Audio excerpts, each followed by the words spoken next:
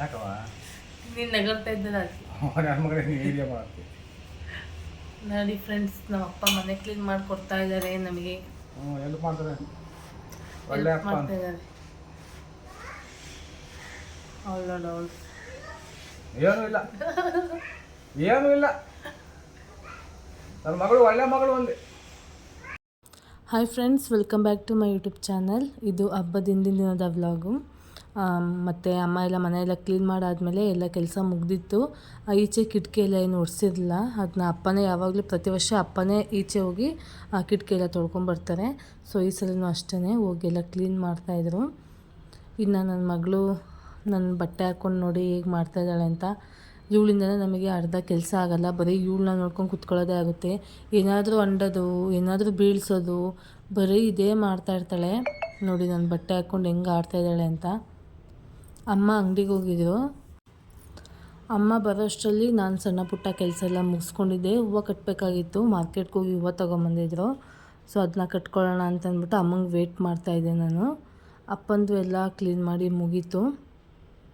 ಬಟ್ಟೆ ಹೋಗಿ ಬಂದು ಇಷ್ಟು ಕರ್ಗಾಗೋಗ್ಬಿಟ್ಟೆ. ನಡಿ ನೀನು ಬಿಸಿಲಲ್ಲಿ ಪಾಪ, ಬಿಸಿಲಲ್ಲಿ ಬಟ್ಟೆ ಏನು ಏನಪ್ಪ ಸೊಳ್ಳೆ ಐತಿ. ಅಯ್ಯೋ ಹೋಗೋದೇನು ಕೇಳಮ್ಮ, ಕಂಬಿ ಒಡ್ಸಿಲ್ಲ ನೀನು ಸರಿಯಾಗಿ ಅಂತ. ಏನ ಅಣ್ಣ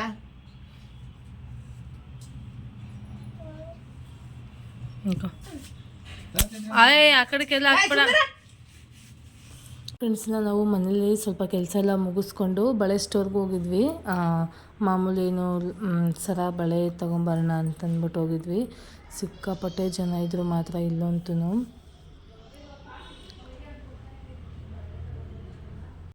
ಇನ್ನು ನಾವು ಬರೀ ಅಂಗಡಿಯಲ್ಲಿ ಓಡಾಡ್ಕೊಂಡೇ ಟೈಮ್ ಆಗೋಗ್ಬಿಡ್ತು. ಎಲ್ಲ ತೊಗೊಂಬಂದರೆ ಏನಾದರೂ ಒಂದು ಮಿಸ್ ಆಗ್ತಾಯಿತ್ತು. ಒಂದು 2 ದಿವಸದಿಂದ ನಾವು ಈ ಥರ ಬಳೆ ಸ್ಟೋರ್ಗೆ ಓಡಾಡ್ತಾಯಿದ್ವಿ. ಇವತ್ತೆಲ್ಲ ಕ್ಲೀನಾಗಿ ನೆನಪಿಸ್ಕೊಂಡು ಅಲ್ಲೇ ತೊಗೊಂಡೋಗೋಣ ಅಂತ ಬಂದ್ವಿ. ಆಮೇಲೆ ಅಮ್ಮ ಪೂಜೆಗೆಲ್ಲ ಏನೇನು ಬೇಕು ಎಲ್ಲ ಇವತ್ತೇ ತೊಗೊಂಡೋಗ್ಬಿಡೋಣ, ಮತ್ತು ನಾಳೆಗೆ ಬರೋಕ್ಕಾಗಲ್ಲ ಅಂತ ಅಂದ್ಬಿಟ್ಟು ಎಲ್ಲ ಇವತ್ತೇ ತೊಗೊಂಡು ಕಳಿಸೋ ಸಾಮಾನೆಲ್ಲ ಇರ್ತಲ್ಲ ಎಲ್ಲ ತೊಗೊಂಡು ಮನೆಗೆ ಹೋದ್ವಿ ನಾವು.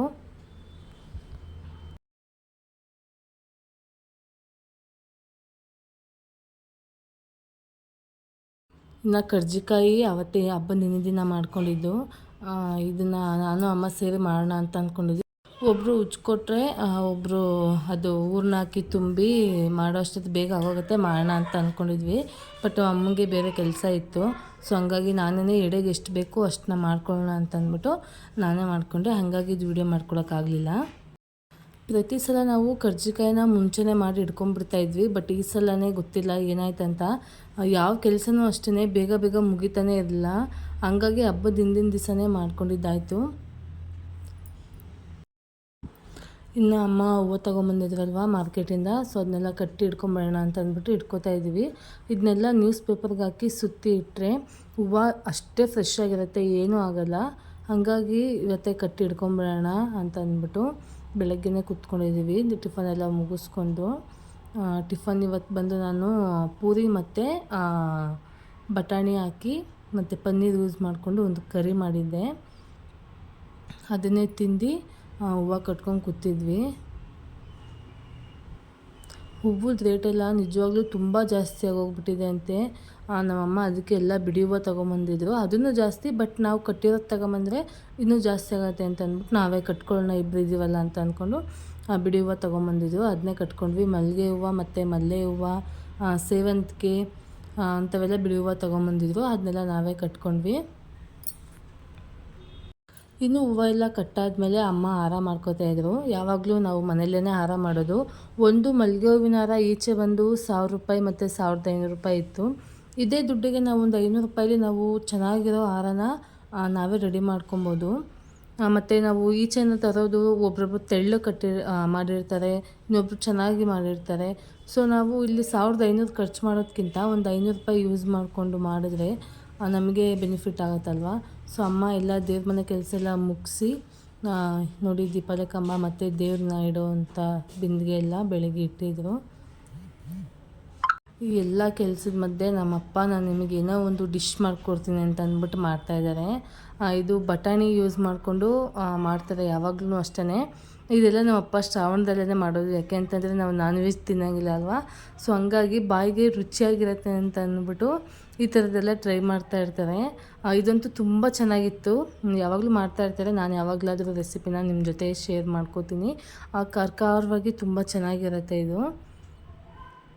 ಇನ್ನು ನಮ್ಮಪ್ಪ ನಗಾಡ್ತಾಯಿದ್ರು, ನಮ್ಮಪ್ಪ ಮಾಡೋ ಅಡುಗೆನ ತೋರಿಸ್ತಾ ಇದ್ದೀನಿ ಅಂತ ಅಂದ್ಬಿಟ್ಟು ನನ್ನ ಆಡ್ಕೋತಾಯಿದ್ರು. ಎಲ್ಲ ವಿಡಿಯೋ ಮಾಡ್ಕೋತೀಯಾ, ಏನೂ ಮಾಡಲ್ಲ ಅಂತ. ಅಂದರೆ ಅವ್ರಿಗೆ ಯೂಟ್ಯೂಬೆಲ್ಲ ಓಪನ್ ಮಾಡಿ ನೋಡೋದಕ್ಕೆ ಬರೋದಿಲ್ಲ. ಸೊ ಹಂಗಾಗಿ ಅವರು ನಾನೇನು ವೀಡಿಯೋ ಅಪ್ಲೋಡ್ ಮಾಡಲ್ಲ ಅಂತ ಅಂದ್ಕೊಂಬಿಟ್ಟಿದ್ದಾರೆ ಇಬ್ಬರೂ. ಸುಮ್ಮನೆ ವೀಡಿಯೋ ಮಾಡ್ಕೊತೀನಿ, ಏನೂ ಅಪ್ಲೋಡ್ ಮಾಡಲ್ಲ ಅಂತ ಅಂದ್ಬಿಟ್ಟು ನಾನು ಯಾವಾಗಲೂ ಆಡ್ಕೊಂಡು ನಗಾಡ್ತಾ ಇರ್ತಾರೆ ಇಬ್ಬರೂ. ಸೊ ಅದಕ್ಕೇ ಅವರು ನಾನು ಯಾವಾಗಲಾದರೂ ನಮ್ಮ ಮನೇಲಿ ವೀಡಿಯೋ ಮಾಡೋಕ್ಕೆ ಹೋದಾಗ ಇಬ್ಬರು ಬೈತಾ ಇರ್ತಾರೆ, ಮಾಡಿಬಿಡ ಹೋಗು ನೀನು ಅಂತ. ಇನ್ನೂ ಅಷ್ಟರಲ್ಲಿ ನಮ್ಮ ಅಮ್ಮಂದು ಹೂವು ಎಲ್ಲ ಕಟ್ಟಾಗಿತ್ತು ನೋಡಿ, ಹಾರ ಈ ರೀತಿ ಬಂದಿದೆ. ನಮ್ಮ ಅಮ್ಮನ ಮನೇಲಿ ಲೈಟ್ ಸ್ವಲ್ಪ ಡಿಮ್ ಆಗಿದೆ, ಹಂಗಾಗಿ ನೈಟ್ ಟೈಮ್ ವಿಡಿಯೋ ಅಷ್ಟೊಂದು ಕ್ಲಾರಿಟಿಯಾಗಿ ಚೆನ್ನಾಗಿರೋದಿಲ್ಲ. ಹೇಗೆ ಬರುತ್ತೋ ನಾನು ಹಾಗೆ ವಿಡಿಯೋನ ಮಾಡ್ಕೊಂಡಿದ್ದೀನಿ. ಇನ್ನು ಹಾರ ಅಂತೂ ತುಂಬ ಚೆನ್ನಾಗಿ ಮಾಡಿದ್ರು ನಮ್ಮಮ್ಮ. ಇನ್ನು ಎಲ್ಲ ಕೆಲಸ ಮುಗಿದ್ಮೇಲೆ ನೈಟ್ ಆಗಿತ್ತು ಆಗಲೇ ರವೆ ಉಂಡೆ ಮಾಡಿ ಇಟ್ಕೊಂಬಿಡೋಣ ಅಂತ ಅಂದ್ಬಿಟ್ಟು ಮಾಡ್ತಾಯಿದ್ದೀನಿ. ರವೆ ಉಂಡೆ ಎಲ್ಲ ಒಂದು ಹಬ್ಬದ ದಿವಸ ಅಥವಾ ಅದ್ರ ಹಿಂದಿನ ದಿನ ಮಾಡ್ಕೊಂಡ್ರೆ ಚೆನ್ನಾಗಿರುತ್ತೆ ಅಂತ ಅಂದ್ಬಿಟ್ಟು ನಾವು ಯಾವಾಗಲೂ ಹಂಗೆ ಮಾಡ್ಕೊಳ್ಳೋದು. ಏಕೆಂತಂದರೆ ನಾವು ದೇವ್ರನ್ನ 3 ದಿವಸ ಇಡ್ತೀವಲ್ವ, ಸೊ ಅಲ್ಲಿವರೆಗೂ ಅದು ಇರಬೇಕು ಚೆನ್ನಾಗಿ. ಹಾಗಾಗಿ ನಾನು ಸ್ವಲ್ಪ ಇಲ್ಲಿ ತುಪ್ಪ ಹಾಕ್ಕೊಂಡು ರವೆನ ಹುರ್ಕೋತಾ ಇದ್ದೀನಿ. ನಮ್ಮಮ್ಮ ತುಪ್ಪ ಎಲ್ಲ ತಿನ್ನಲ್ಲ, ತುಪ್ಪ ಮತ್ತು ಹಾಲು ಯೂಸ್ ಮಾಡಿದ್ದು ತಿನ್ನಲ್ಲ ನಮ್ಮಮ್ಮ. ಫಸ್ಟಲ್ಲಿ ನಮ್ಮಮ್ಮ ಬರೀ ಸಕ್ಕರೆನ ಯೂಸ್ ಮಾಡ್ಕೊಂಡು ಮಾಡ್ತಾಯಿದ್ರು, ಬಟ್ ನಾವು ಅದು ಯಾವುದೂ ತಿಂತಾ ಇರಲಿಲ್ಲ. ಬರೀ ಸಕ್ಕರೆನ ಹಾಕಿದ್ರೆ ಚೆನ್ನಾಗಿರಲ್ಲ ಅಂತ ಅಂದ್ಬಿಟ್ಟು, ಹಂಗಾಗಿ ನಾನು ತಿಂದಿಲ್ಲ ಅಂದರೆ ಪರವಾಗಿಲ್ಲ, ನೀವು ನಿಮ್ಗೆ ಹೆಂಗೆ ಬೇಕು ಹಂಗೆ ಮಾಡ್ಕೊಳ್ರಿ ಅಂತ ಅಂದ್ಬಿಟ್ಟು ನನಗೆ ಬಿಡ್ತಾರೆ. ಅದಕ್ಕೆ ನಾನು ಮಾಮೂಲಿ ರವೆ ಉಂಡೆ ಹೇಗೆ ಮಾಡೋದು ನೋಡಿ ಅದೇ ಥರ ಮಾಡ್ಕೋತೀನಿ. ರವೆ ಎಲ್ಲ ಚೆನ್ನಾಗಿ ಹುರಿದಾದ್ಮೇಲೆ ನಾನಿಲ್ಲಿ ದ್ರಾಕ್ಷಿ ಮತ್ತು ಕೊಬ್ಬರಿ ತುರಿನ ಆ್ಯಡ್ ಮಾಡಿಕೊಂಡು, ಮತ್ತು ನಮಗೆ ಎಷ್ಟು ಸ್ವೀಟ್ ಬೇಕೋ ಅಷ್ಟು ಸಕ್ಕರೆನ ಹಾಕ್ಕೋತಾ ಇದ್ದೀನಿ. ಸಕ್ಕರೆನ ನಾನಿಲ್ಲಿ ಸ್ವಲ್ಪ ಕಮ್ಮಿನೇ ಹಾಕ್ಕೊಂಡಿದ್ದೀನಿ, ಯಾಕೆಂದರೆ ಅಪ್ಪಂಗೆ ಹಲ್ಲು ನೋವಿದೆ, ಅವರು ಜಾಸ್ತಿ ಸಿಹಿನ ತಿನ್ನಲ್ಲ, ಹಂಗಾಗಿ ಸ್ವಲ್ಪ ಕಮ್ಮಿನೇ ಹಾಕ್ಕೊಂಡಿದ್ದೀನಿ. ಅದಾದಮೇಲೆ ನಾನಿಲ್ಲಿ ನನ್ನ ಮಗಳು ಬಂದು ತುಂಬ ಕಾಟ ಕೊಡ್ತಾಯಿದ್ಲು. ನಾನು ಅವಳ ಕಡೆ ಗಮನ ಕೊಟ್ಕೊಂಡು ಹಾಲನ್ನ ಸ್ವಲ್ಪ ಜಾಸ್ತಿ ಹಾಕ್ಬಿಟ್ಟೆ. ಅದೇನಾಯಿತು ಅಂತಂದರೆ ತೆಳ್ಳಗಾಗೋಯ್ತು. ಯಾವಾಗಲೂ ರವೆ ಉಂಡೆ ಸ್ವಲ್ಪ ಉದುರೋದ್ರಂಗಿದ್ರೆ ನಾವು ಚೆನ್ನಾಗಿ ಅದನ್ನ ಬಿಗಿಯಾಗಿ ಕಟ್ಟಿದ್ರೆ ಚೆನ್ನಾಗಿರುತ್ತೆ. ಇದು ಒಳ್ಳೆ ನನಗೆ ಹೆಂಗಾಯ್ತು ಅಂತಂದರೆ ಹಾಲು ಜಾಸ್ತಿಯಾಗಿ ಒಂಥರ ಮುದ್ದೆ ಥರ ಆಗೋಯಿತು. ಅದೊಂದು ಏನೋ ಗಟ್ಟಿ ಬರಲಿಲ್ಲ. ಅದು ಹಾಲೆಲ್ಲ ನಾನು ಉಂಡೆ ಕಟ್ಟುವಾಗ ಹಾಲೆಲ್ಲ ನನ್ನ ಕೈಗೆ ಸೋರ್ತಾಯಿತ್ತು. ಹಂಗಾಗಿ ಸರಿ ಆಯಿತು, ಏನೋ ಒಂದು ಮಾಡೋಣ ಅಂತ ಅಂದ್ಬಿಟ್ಟು ಮಾಡ್ತಾಯಿದ್ದೆ. ಬಟ್ ಯಾಕೋ ನನಗೆ ಇಷ್ಟ ಆಗಲಿಲ್ಲ, ಇದೇನು ಹಿಂಗಾಗ್ತಾಯಿತ್ತಲ್ಲ ಅಂತ ಅಂದ್ಬಿಟ್ಟು ಮತ್ತೆ ರವೆನ ಸ್ವಲ್ಪ ಹುರ್ಕೊಂಡು ಅದನ್ನ ಆ್ಯಡ್ ಮಾಡಿಕೊಂಡು ಮತ್ತೆ ಎಲ್ಲ ಚೆನ್ನಾಗಿ ಕಲಸಿ ಕಟ್ಟಿದೆ. ಆವಾಗ ನನಗೆ ಸ್ವಲ್ಪ ಮಾಮೂಲಿ ರವೆ ಉಂಡೆ ಥರ ಡ್ರೈ ಆಗಿತ್ತು, ಚೆನ್ನಾಗಿತ್ತು. ಸೊ ಈ ಥರ ಏನಾರು ಆದಾಗ ನಾವೇ ಒಂದು ಟಿಪ್ಸ್ನ ಕಂಡುಹಿಡ್ಕೊಂಬಿಟ್ರೆ ತುಂಬ ಚೆನ್ನಾಗಿರುತ್ತೆ. ಇವಾಗೆಲ್ಲ ರವೆ ಉಂಡೆ ಎಲ್ಲ ಮಾಡಾದ್ಮೇಲೆ ಇವಾಗ ದೇವ್ರ ಹತ್ರ ಇಡಬೇಕಲ್ವ, ಅದಕ್ಕೆ ಪ್ಲೇಟ್ಗೆ ಹಾಕಿ ರೆಡಿ ಮಾಡಿ ಇಟ್ಬಿಡ್ತೀನಿ. ಒಂದು ಕಡೆ ಎಲ್ಲಾರು ಎತ್ತಿಟ್ರೆ ಇರುತ್ತೆ. ನನ್ನ ಮಗಳಿಗೆ ಏನಾರು ಅದು ಕಾಣಿಸಿದ್ರೆ ಅದನ್ನ ತಗೊಂಡು ತಿನ್ನೋಕ್ಕೆ ಹೋಗ್ತಾಳೆ. ಹಂಗಾಗಿ ಮೇಲೆಲ್ಲರೂ ಎತ್ತಿಟ್ಬಿಡೋಣ ಅಂತ ಅಂದ್ಬಿಟ್ಟು ಎಲ್ಲ ಜೋಡಿಸ್ಕೊತಾ ಇದ್ದೀನಿ. ರವೆ ಉಂಡೆ ಹೇಗಾಗಿದೆ ಅಂತ ನಿಜವಾಗ್ಲೂ ಗೊತ್ತಿಲ್ಲ, ಏಕೆಂತಂದರೆ ಇದು ದೇವ್ರ ಹತ್ರ ಇಡೋಕ್ಕೆ ಮಾಡಿರೋದಲ್ವ, ಏನೂ ತಿಂದಿಲ್ಲ. ಆ ಸ್ವೀಟ್ ಹೆಂಗಿದೆ ಏನು ಅಂತ ಏನೂ ಗೊತ್ತಿಲ್ಲ, ನೋಡಬೇಕು ಪೂಜೆ ಎಲ್ಲ ಆದಮೇಲೆ ತಿಂದಾಗ ನೋಡಬೇಕು. ಅಮ್ಮ ಈಚೆ ಕೆಲಸಗಳು ನೋಡ್ಕೋತಾಯಿದ್ರು. ನಾನು ಅಡುಗೆ ಮನೆ ಕೆಲಸ ಎಲ್ಲ ಮುಗಿಸಾದ್ಮೇಲೆ ನಾನು ನನ್ನ ಮಗಳದು ಚೈನು ಮತ್ತು ನನ್ನ ಚೈನ್ನ ಸ್ವಲ್ಪ ವಿಮ್ ಜೆಲ್ ಮತ್ತು ಸೋಡಾ ಪುಡಿ ಹಾಕಿ ನೆನಾಕಿ ಇಟ್ಟಿದ್ದೆ ಮಧ್ಯಾಹ್ನ. ಅದನ್ನ ಇವಾಗ ತೊಳ್ಕೊಳ್ಳೋಣ ಅಂತ ಅಂದ್ಬಿಟ್ಟು ಅದನ್ನ ತೊಳೆದು ಇಟ್ಕೋತಾ ಇದ್ದೀನಿ. ಹಾಗೆ ನೈಟು ಒಂದು 9 ಗಂಟೆ ಆದಮೇಲೆ ನಾನು ಈ ಥರ ರಂಗೋಲಿನ ಬಿಟ್ಟಿದ್ದೀನಿ ನೋಡಿ. ಏನೋ ಒಂದು ಮಾಡೋಣ ಅಂತ ಅಂದ್ಬಿಟ್ಟು ಏನೋ ಒಂದು ಆಯಿತು. ಸೊ ರಂಗೋಲಿ ಹೀಗಿದೆ. ಇನ್ನು ಈಚೆ ಎಲ್ಲ ಕೆಲಸ ಎಲ್ಲ ಮುಗಿಸಾದ್ಮೇಲೆ ನಾನು ಒಳಗಡೆ ಕೆಲಸ ಮಾಡ್ಕೊಳ್ಳೋಣ, ಬೆಳಗ್ಗೆಗೆ ಅಡುಗೆಗೆಲ್ಲ ರೆಡಿ ಮಾಡ್ಕೊಳ್ಳೋಣ ಅಂತ ಬಂದೆ. ಇನ್ನು ನಮ್ಮಮ್ಮ ದೇವ್ರಿಗೆ ಸೀರೆ ಉಡ್ಸೋಕ್ಕೆಲ್ಲ ರೆಡಿ ಮಾಡ್ಕೋತಾಯಿದ್ರು. ನಮ್ಮಮ್ಮ ದೇವ್ರದ್ದೆಲ್ಲ ಕಂಪ್ಲೀಟ್ ಅವರೇ ಮಾಡಿದ್ದು. ಇನ್ನು ಅಡುಗೆದೆಲ್ಲ ನಾನು ಮಾಡಿಕೊಂಡೆ ಒಳಗೆ, ಬೇಗ ಆಗುತ್ತೆ ಅಂತ. ಮತ್ತು ನಾನು ಮನೆಗೆ ಹೋಗಿ ಅಲ್ಲೂ ಪೂಜೆ ಎಲ್ಲ ಮಾಡಬೇಕಲ್ವ. ಸೊ ಹಂಗಾಗಿ ನಾನು ಬೆಳಗ್ಗೆ ಹೋಗಿ ಪೂಜೆ ಮಾಡಿ ಬರ್ತೀನಿ ಅಂತ ಅಂದೆ. ಅದಕ್ಕೆ ಎಲ್ಲ ಬೇಗ ಮಾಡ್ಕೊಂಬಿಡೋಣ, ಬ್ರಾಹ್ಮಿ ಮುಹೂರ್ತದಲ್ಲಿ ಪೂಜೆ ಮಾಡೋಣ ಅಂತ ಅಂದ್ಬಿಟ್ಟು ಎಲ್ಲ ಮಾಡ್ಕೋತಾಯಿದ್ದೀವಿ. ಈ ಸಲ ನಮ್ಮ ಅಪ್ಪನೂ ಹೆಲ್ಪ್ ಮಾಡ್ತಾಯಿದ್ದಾರೆ. ಪ್ರತಿ ವರ್ಷ ಸ್ವಲ್ಪ ಹೊತ್ತಾದರೂ ಹೋಗಿ ಮಲ್ಕೋತಾಯಿದ್ರು, ಇದಕ್ಕೆಲ್ಲ ಏನು ಹೆಲ್ಪ್ ಮಾಡ್ತಾಯಿರಲಿಲ್ಲ. ಈ ವರ್ಷ ನಮ್ಮ ಅಪ್ಪನೂ ಹೆಲ್ಪ್ ಮಾಡ್ತಾಯಿದ್ರು ಅಮ್ಮಂಗೆ. ನಾನು ಹೋಗಿ ಬರೋದು ಮಾತಾಡೋದು ಅದೆಲ್ಲ ಮಾಡಿಕೊಂಡು ಮಲ್ಕೊಳ್ಳೋದೇನು ಬೇಡ, ಪೂಜೆ ಮಾಡೋಣ, ಬೇಕಾದ್ರೆ ನಾಳೆ ಮಲ್ಕೊಂಡ್ರೆ ಆಯಿತು ಅಂತ ಅಂದ್ಬಿಟ್ಟು ಎಲ್ಲ ಮಾಡ್ಕೋತಾಯಿದ್ವಿ. ತುಂಬ ಚೆನ್ನಾಗಿತ್ತು. ನನ್ನ ಮಗಳಂತೂ ಮಲ್ಕೊಂಬಿಟ್ಲು ಬೇಗ ಇವತ್ತು. ನಮ್ಗೆ ಅದೇ ಖುಷಿ, ಇನ್ನು ಅಮ್ಮ ಸೀರೆ ಎಲ್ಲ ರೆಡಿ ಮಾಡಾದ್ಮೇಲೆ ದೇವ್ರಿಗೆ ರೆಡಿ ಮಾಡ್ತಾಯಿದ್ರು ಅಂತ ಅಂದರೆ ಕುಂಕುಮ ಎಲ್ಲ ಇಟ್ಟು ಅರ್ಶಿನ ಎಲ್ಲ ಇಡೋದು. ಮತ್ತು ಲಿಪ್ಸ್ಟಿಕ್ ಅಂತಂದರೆ ಲಾಸ್ಟ್ ಟೈಮ್ ನಾವು ಇದರಲ್ಲಿ ಆಚಾರ ಅಂಗಡಿಲಿ ರೆಡಿ ಮಾಡಿಸ್ಕೊಂಬಂದಿದ್ವಿ. ನಾವು ಇದೆಲ್ಲ ಸಪ್ರೇಟಾಗಿ ನಾವು ದೇವ್ರಿಗೆ ಅಂತಲೇ ಇಡ್ತೀವಿ. ನಾವು ಯೂಸ್ ಮಾಡೋದೆಲ್ಲ ದೇವ್ರಿಗೆ ಯೂಸ್ ಮಾಡೋದಿಲ್ಲ. ಈಗ ಎಲ್ಲ ನಮ್ಮ ಕಾಡಿಗೆ ಎಲ್ಲ ಹಚ್ತಾಯಿದ್ರು. ಸಿಂಪಲ್ಲಾಗಿ ರೆಡಿ ಮಾಡಮ್ಮ, ಚೆನ್ನಾಗಿರುತ್ತೆ, ತುಂಬ ಜಾಸ್ತಿ ಬೇಡ ಅಂತ ಹೇಳಿದೆ. ಸರಿ ಆಯಿತು ಹಂಗೆ ಮಾಡೋಣ ಅಂತ ಅಂದ್ಬಿಟ್ಟು ಮಾಡ್ತಾಯಿದ್ರು. ನಾನು ಅಲ್ಲೇ ಪಕ್ಕದಲ್ಲಿ ಕೂತ್ಕೊಂಡು ನಮ್ಮ ಅಮ್ಮಂಗೆ ಹೇಳ್ತಾಯಿದ್ದೆ, ಆಗ ಮಾಡು ಈಗ ಮಾಡು ಅಂತ. ನೋಡಿ ಮೊಬೈಲಲ್ಲಿ ಸರಿಯಾಗಿ ಕಾಣಿಸ್ತಾ ಇಲ್ಲ ಅನಿಸುತ್ತೆ. ತುಂಬ ಚೆನ್ನಾಗಿ ಬಂದಿತ್ತು. ಇನ್ನು ಅದೆಲ್ಲ ಆದಮೇಲೆ ನಮ್ಮ ಅಪ್ಪನೂ ಕೂರ್ಸೋಕ್ಕೆ ಅಂತ ಅಂದ್ಬಿಟ್ಟು ಫಸ್ಟ್ ಬಿಂದಿಗೆ ಎಲ್ಲ ರೆಡಿ ಮಾಡಿಕೊಂಡು ಎಲ್ಲ ರೆಡಿ ಮಾಡ್ಕೋತಾರೆ. ಕಳಸನ ನಾವು ಒಳ್ಳೆ ಟೈಮಿಂಗ್ಸಲ್ಲೇ ಇಟ್ಬಿಟ್ಟು ಆಮೇಲೆ ದೇವ್ರ ಮುಖವಾಡ ಇಡೋದು. ಫಸ್ಟ್ ಇವಾಗ ಬಿಂದಿಗೆ ಎಲ್ಲ ಇಟ್ಟು ಅದಕ್ಕೆ ಕೋಲೆಲ್ಲ ಕಟ್ಕೊಂಡು ಆಮೇಲೆ ರೆಡಿ ಮಾಡ್ಕೊಳ್ಳೋಣ ಕಳ್ಸೋಕ್ಕೆ ಅಂತ ಅಂದ್ಬಿಟ್ಟೆಲ್ಲ ಮಾಡ್ತಾಯಿದ್ದಾರೆ. ನೋಡಿ ಇವಾಗ ಸೀರೆನೂ ಉಡ್ಸಾಯಿತು. ನಮ್ಮಮ್ಮ ಬೈತಾಯಿದ್ರು ನನಗೆ, ಇದು ವೀಡಿಯೋ ಎಲ್ಲ ಮಾಡ್ಕೊಬೇಡ, ಹೋಗು ಫಸ್ಟ್ ಕೆಲಸ ಮಾಡು ಅಂತ. ಅದಕ್ಕೆ ನಾನು ಬೇಜಾರಾಗಿ ಎತ್ತಿಟ್ಬಿಟ್ಟಿದ್ದೆ. ಆಮೇಲೆ ಮತ್ತೆ ಬಂದು ಮಾಡಿಕೊಂಡೆ, ವ್ಲಾಗ್ ಮಾಡೋಕ್ಕಿರುತ್ತೆ ಅಂತ ಅಂದ್ಬಿಟ್ಟು. ಈಗ ಎಲ್ಲ ಕೆಲಸ ಆಯಿತು. ಕಸ ಎಲ್ಲ ಗುಡಿಸಿ ಮನೆ ಒರೆಸಿ ಇಲ್ಲ ಒಂದು ಕಡೆ ಜೋಡಿಸಿ ಇಟ್ಟಿದ್ದೀವಿ. ಒಂದು ಸ್ವಲ್ಪ ಹೊತ್ತು ಒಂದು ಅರ್ಧ ಗಂಟೆ ರೆಸ್ಟ್ ತೊಗೊಂಡು ಆಮೇಲೆ ಜೋಡಿಸ್ಕೊಳ್ಳೋಣ ಅಂತ. ನಮ್ಮಮ್ಮ ನೋಡಿ ಟಿ ವಿ ನೋಡ್ಕೊಂಡು ಮಲಗಿದ್ದಾರೆ. ನಮ್ಮ ಅಪ್ಪನೂ ಹೋಗಿ ಸ್ವಲ್ಪ ಹೊತ್ತು ಮಲ್ಕೊಂಡ್ರು. ಅದೆಲ್ಲ ಆದಮೇಲೆ ಒಂದು ಅರ್ಧ ಗಂಟೆ ಆದಮೇಲೆ ನಾವೇನು ಮಲ್ಕೊಳ್ಳಿಲ್ಲ. ನಮ್ಮಮ್ಮ ಅಷ್ಟರಲ್ಲಿ ಹೋಗಿ ಸ್ನಾನ ಮಾಡ್ಕೊಂಡು ಬಂದರು. ಬಂದು ಇವಾಗ ಟೈಮಿಂಗ್ಸ್ ನೋಡಿಕೊಂಡು ಮುಖವಾಡ ಎಲ್ಲ ಇಟ್ಟು ರೆಡಿ ಮಾಡ್ತಾಯಿದ್ದಾರೆ. ನಾನು ಇದು ಪೂರ್ತಿ ವ್ಲಾಗ್ನ ಕರೆಕ್ಟಾಗಿ ವಿಡಿಯೋ ಮಾಡ್ಕೊಳಕ್ಕಾಗಿಲ್ಲ. ಏಕೆ ಅಂತ ಅಂದರೆ ತುಂಬ ಕೆಲಸ ಇತ್ತಲ್ವ. ಸೊ ಈ ಥರ ವಿಡಿಯೋ ಮಾಡೋರು ಯಾರಾದರೂ ಇದ್ದರೆ ನಮಗೆ ಹೆಲ್ಪ್ ಆಗುತ್ತೆ. ಇವಾಗ ನೋಡಿ ಬೆಳಗ್ಗೆ ಪೂಜೆ ಎಲ್ಲ ಮುಗೀತು. ಅದೆಲ್ಲ ವಿಡಿಯೋ ಮಾಡ್ಕೊಳಕ್ಕೆ ಹೋಗಿಲ್ಲ. ಯಾಕೆ ಅಂತಂದರೆ ಸಿಕ್ಕಾಪಟ್ಟೆ ನಿದ್ದೆ ಬಂದುಬಿಟ್ಟಿತ್ತು ನನಗಂತೂ. ಬಿಟ್ಟರೆ ಸಾಕು ಹೋಗಿ ಮಲ್ಕೊಂಬಿಡೋಣ ಅನ್ನೋ ಥರ ಆಗಿತ್ತು. ಇದು ಪೂಜೆದು ವಿಡಿಯೋ ಈ ರೀತಿ ಕೂರಿಸಿದ್ದೀವಿ. ಹೇಗೆ ಬಂದಿದೆ ಅಂತ ಕಮೆಂಟ್ ಮಾಡಿ ತಿಳಿಸಿ. ಸಿಂಪಲ್ಲಾಗೇ ಮಾಡಿದ್ದೀವಿ ಈ ಸಲ. ಇನ್ನು ಇದೆಲ್ಲ ನಾನು ರೀಲ್ಸ್ಗೆ ಅಂತ ಮಾಡ್ಕೊಂಡಿದ್ದೆ, ಹಾಗೆ ಇದ್ರ ಜೊತೆನೂ ಶೇರ್ ಮಾಡಿದ್ದೀನಿ. ಇದು ನನ್ನ ಮಗಳಿಗೆ ರೆಡಿ ಮಾಡಿರೋದು. ಅವಳು ಈ ಥರ ರೆಡಿಯಾಗಿದ್ಲು. ಅವಳಿಗೊಂದು ಮಧ್ಯಾಹ್ನ ಮೇಲೆ ರೆಡಿ ಮಾಡಿದ್ವಿ. ಯಾಕೆ ಅಂತಂದರೆ ಸಂಜೆ ಅರ್ಶಿನ ಕುಂಕುಮಕ್ಕೆ ಹೋಗ್ತೀವಲ್ಲ, ಆವಾಗ ಈ ಥರ ಹೆಣ್ಮಕ್ಳು ತುಂಬ ಮುದ್ದಾಗಿ ರೆಡಿಯಾಗಿದ್ದರೆ ಚೆನ್ನಾಗಿರುತ್ತೆ ಅಂತ.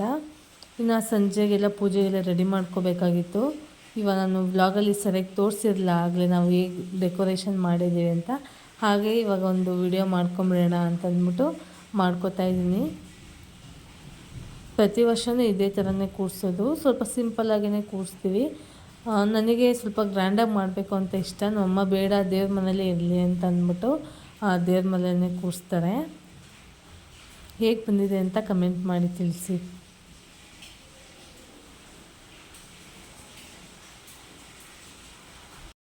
ಈಗಾಗಲೇ ಸಂಜೆ ಆಗಿತ್ತು. ಹಬ್ಬದ ದಿವಸ ಮಳೆನೂ ಬಂತು.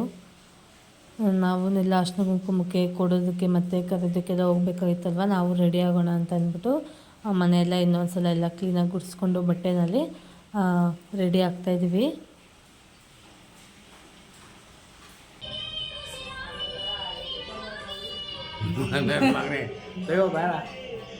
ಯಾಕಪ್ಪ ದುಷ್ಟಾಗ್ಬಿಟ್ಟೆ ನಿಮಗೆ? ಮತ್ತೆ ವಯಸ್ಸಾದ್ರೆ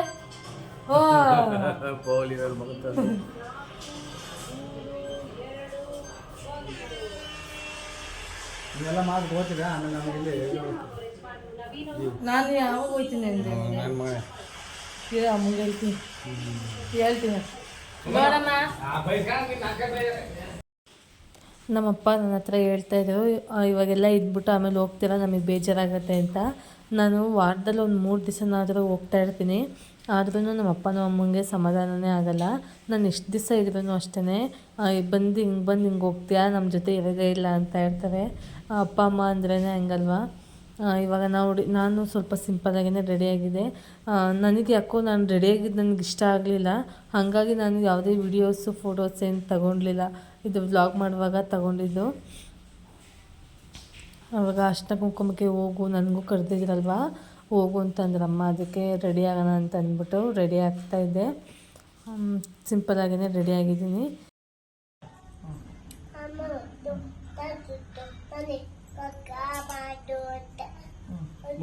ಹೊಸ ಮನೆಯಲ್ಲಿ ಹೊಸ ಮನೇಲಿ ಕೈ ಕೈ ಬೇಡ್ಬೇಕು, ತಾಯಿ ಕೇಳ್ಬೇಕು, ಹಿಂಗ್ ಕೈ ಹಿಡ್ದು ಕೈ ಹಿಡ್ದು ಕೊಡವ ಅಂತ ಕೇಳು. ಮುಂದಿನ ಸತಿಗೆ ಹೊಸ ಮನೇಲಿ ಮಾಡ್ಸ್ಕೊಳವ, ಹೆಂಗಾರ ಮಾಡಿ ಮನೆ ಕಟ್ಟಂಗ್ ಬರ್ಕುಸವ ನೀನು. ಕೈ ತುಂಬ ಕೆಲಸ ಕೊಡುವ ಬರೀ ಹಸಿ ಬಡ್ದು ಕೇಳ್ಬೇಕಲ್ಲ. ದೇವ್ರೇ ಕಾಪಾಡವ. ನೋಡಿದ್ರಲ್ವ ನಾವು ಯಾವ ರೀತಿ ಹಬ್ಬನ ಸಿಂಪಲ್ಲಾಗಿ ಮಾಡಿದ್ವಿ ಅಂತ. ನೀವೆಲ್ಲ ಯಾವ ರೀತಿ ಮಾಡಿದ್ದೀರಾ ಅಂತ ಕಮೆಂಟ್ ಮಾಡಿ ತಿಳಿಸಿ. ವಿಡಿಯೋ ಸ್ವಲ್ಪ ಲೇಟ್ ಆಯಿತು, ನನಗೆ ಎಡಿಟ್ ಮಾಡ್ಕೊಳ್ಳೋದು ಸ್ವಲ್ಪ ಕಷ್ಟ ಆಯಿತು. ಹಾಗಾಗಿ ಈ ವಿಡಿಯೋನ ನಾನು ಇಲ್ಲಿಗೆ ಎಂಡ್ ಮಾಡ್ತಾಯಿದ್ದೀನಿ. ವಿಡಿಯೋ ಇಷ್ಟ ಆದರೆ ಲೈಕ್ ಮಾಡಿ, ಶೇರ್ ಮಾಡಿ, ಸಬ್ಸ್ಕ್ರೈಬ್ ಮಾಡಿ.